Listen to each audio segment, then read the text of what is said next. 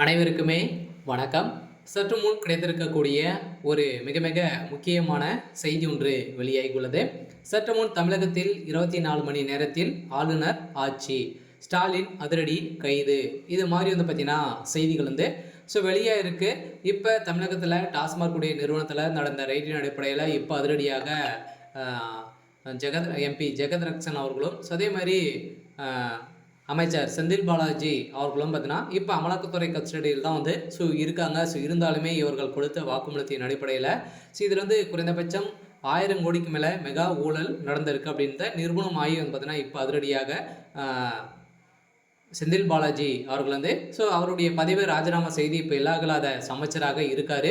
இருந்தாலுமே இப்போ அதிரடியாக அமைச்சர் பதவியில் பார்த்தீங்கன்னா நீக்கப்பட்டதுமே செந்தில் பாலாஜி அவர்களுக்கு எந்த ஒரு பிரச்சனையும் வராது அப்படின்ற மாதிரி நினைத்து இருந்திருந்த நிலையில் தான் இப்போ இந்த வழக்கின் அடிப்படையில் செந்தில் பாலாஜி அவர்கள் தான் முக்கிய எவிடன்ஸாக இருக்கா இல்லையா.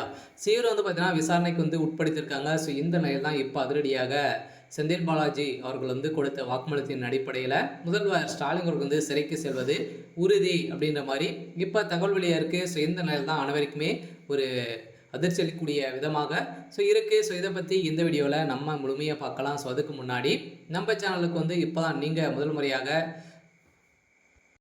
வந்திருக்கீங்க அப்படின்னா மறக்காமல் நம்மளுடைய சேனலை சப்ஸ்கிரைப் பண்ணி சப்போர்ட் பண்ணுங்கள். வாங்க வீடியோக்குள்ளே போகலாம். பார்த்தீங்கன்னா ஏற்கனவே திமுகவுடைய தலைமையகத்துக்கு ஒரு மிகப்பெரிய பிரச்சனையாகவே இருக்கு இல்லையா.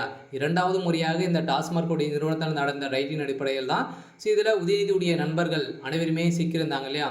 திமுக சந்த இந்த டாஸ்மாக் உடைய நிறுவனத்தினுடைய மேலாளராக இருந்த விவசாயம் வீட்டில் பார்த்தீங்கன்னா 2 நாட்களாகவே ரைடுகள் நடந்தது. இந்த ரைடின் அடிப்படையில் இதைத் தொடர்ந்து அங்கு சிக்கிய ஆதாரத்தின் அடிப்படையில் உதயநிதி ஸ்டாலினுடைய வீட்டுக்கும் ரைடுகள் நடக்க போகுது அப்படின்ற மாதிரி மறைமுகமாகவே ஒரு தகவல் வெளியாகி வந்தது.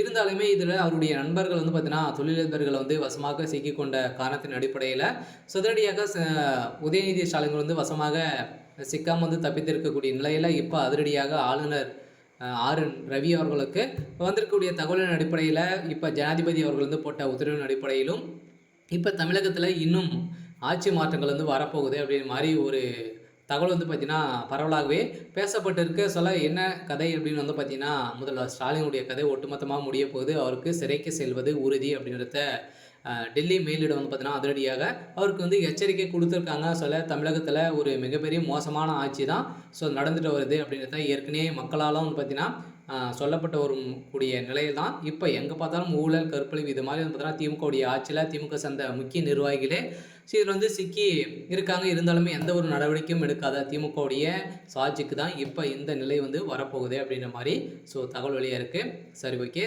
இன்னைக்கான அப்டேட் பார்த்தீங்கன்னா இது தான். மறக்காமல் நம்மளுடைய சேனலை சப்ஸ்கிரைப் பண்ணி சப்போர்ட் பண்ணுங்கள். தேங்க்யூ.